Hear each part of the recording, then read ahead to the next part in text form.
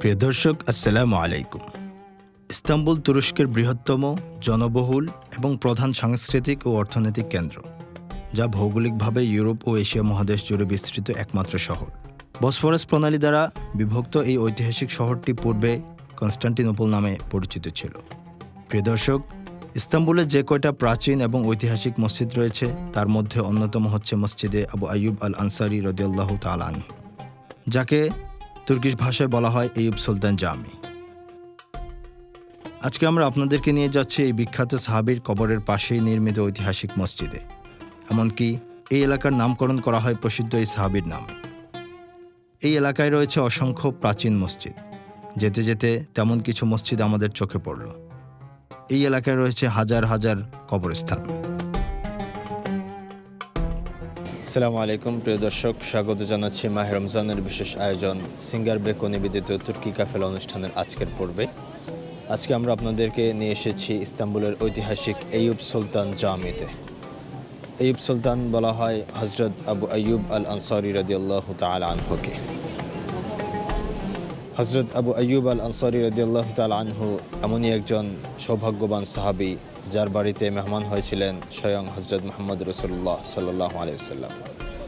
মক্কা থেকে যখন মহানবী মদিনায় হিজরত করেন তখন মেহমান হয়েছিলেন এই সাহাবীর বাড়িতে। আজকে আমরা আপনাদেরকে নিয়ে নামাজ পড়ব এই বিখ্যাত মসজিদে, যে মসজিদ নামকরণ করা হয়েছে এই বিখ্যাত সাহাবীর নামে, এবং এই মসজিদের পাশেই শায়িত আছেন হজরত আবু আইয়ুব আল আনসারী রাদিয়াল্লাহু তাআলা আনহু। চলুন আমরা জেনে আসি এই বিখ্যাত সাহাবীর জীবনী, ঘুরে দেখে আসি এই ঐতিহাসিক মসজিদটি।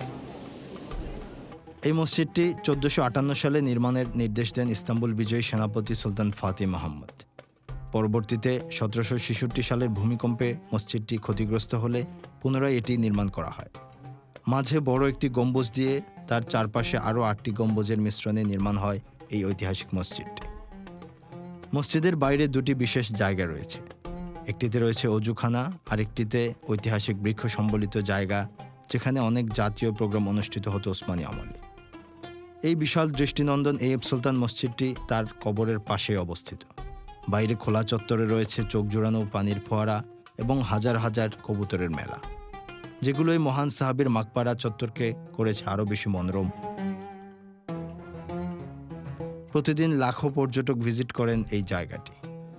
ولم يكن له كفوا أحد.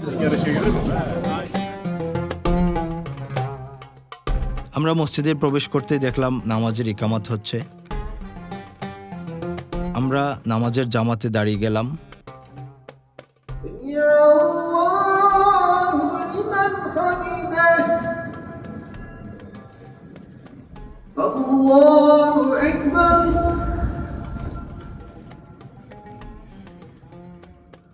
السلام عليكم ورحمة الله.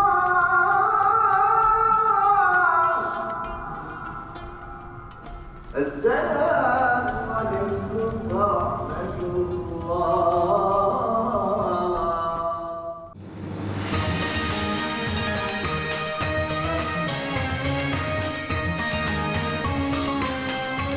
আপনারা দেখছেন সিঙ্গার বেকো তুর্কি কাফেলা ফ্লাই উইথ টার্কিশ এয়ারলাইন্স।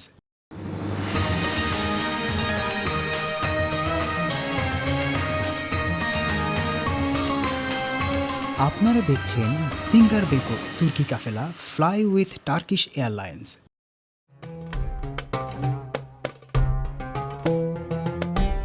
নামাজের পর শুনলাম ইমামের সুললিত কণ্ঠের তুর্কি স্টাইলের তেলাওয়াত। إنما تنذر من اتبع الذكر وخشي الرحمن بالغيب فبشره بمغفرة وأجر كريم. إنا نحن نحيي الموتى ونكتب ما قدموا وآثارهم. অত্যাধুনিক সব ঝাড়বাতি, চোখ ধাঁধানো কার্পেট এবং দেয়ালের কারুকার্যে শোভা পাচ্ছিল ওসমানী খেলাফতের আভিজাত্য। প্রিয় দর্শক, বিকাশে এখন সেন্ড মানি করতে পারেন সুন্দর কার্ড ও পার্সোনাল মেসেজ সহ। যে কোনো শুভেচ্ছা, উদযাপন অথবা ধন্যবাদে সেন্ড মানি কার্ড ব্যবহার করে প্রিয়জনের বিশেষ দিনকে আরও সুন্দর করে তুলতে পারেন বিকাশের মাধ্যমে খুব সহজেই। আমাদের প্রিয় নবী হজরত মুহাম্মদ সাল্লাল্লাহু আলাইহি সাল্লাম 622 খ্রিস্টাব্দে মদিনায় হিজরত করার পর শহরের অধিবাসীরা সকলেই তাদের বাসায় প্রিয় নবীকে অবস্থান নেওয়ার অনুরোধ জানায়। মদিনায় তাদের এই আন্তরিকতা দেখে প্রিয় নবী সাল্লাল্লাহু আলাইহি সাল্লাম বললেন, তোমরা আমার কাসওয়া স্ত্রীকে ছেড়ে দাও, আমার অবস্থানস্থল সে খুঁজে বের করুক। কাসওয়া হাঁটতে হাঁটতে হজরত আবু আইয়ুব আল আনসারীর বাড়ির সামনে এসে শুয়ে পড়ল। প্রিয় নবী সাল্লাল্লাহু আলাইহি সাল্লাম সেই বাড়িতে অবস্থান করেছিলেন। আর এভাবেই সেদিন রহমাতুল্লিল আলামিন প্রিয় নবী হজরত মুহাম্মদ সাল্লাল্লাহু আলাইহি সাল্লামের সৌভাগ্যের পদধূলায় ধন্য হয়েছিলেন এই সাহাবী। প্রিয় নবীর জীবদ্দশায় নবীজি কনস্টান্টিনোপল বিজয়ের ভবিষ্যৎবাণী করে গিয়েছিলেন। সৌভাগ্যবান বলেছিলেন যাদের দ্বারা বিজয় হবে এই সাম্রাজ্য। এই ধারণা পরবর্তীকালে সাহাবীদের মনে গেঁথে যায়। হজরত আবু আইয়ুব আল আনসারী রাদিয়াল্লাহু তাআলা আনহু 669 খ্রিস্টাব্দে হজরত মুআবিয়া রাদিয়াল্লাহু তাআলা আনহুর আমলে কনস্টান্টিনোপল অভিযানে গমন করেন। রাসূল সাল্লাল্লাহু আলাইহি সাল্লাম কনস্টান্টিনোপল বিজয়ের যে ভবিষ্যৎবাণী করে যান, সেই বিজয় অভিযানের একজন সঙ্গী হওয়ার সে প্রবল আকাঙ্ক্ষায় 86 বছরের বৃদ্ধ হওয়া সত্ত্বেও অংশগ্রহণ করেন এই সাহাবী। অতঃপর সেখানে তিনি ভীষণ অসুস্থ হয়ে পড়েন এবং ইন্তেকাল করেন। তার ওসিয়ত অনুযায়ী প্রসিদ্ধ এই সাহাবীকে দাফন করা হয় কনস্টান্টিনোপলের সবচেয়ে নিকটবর্তী এই জায়গায়। প্রিয় দর্শক, বিখ্যাত এই আবু আইয়ুব আল আনসারী রাদিয়াল্লাহু তাআলা আনহু মসজিদ দেখতে দেখতে আমরা চলে এসেছি আজকের অনুষ্ঠানের শেষ পর্যায়ে। আগামীকাল আবার দেখা হবে নতুন পর্বে ঐতিহাসিক কোনো জায়গায়। ততক্ষণ ভালো থাকবেন। আল্লাহ হাফেজ।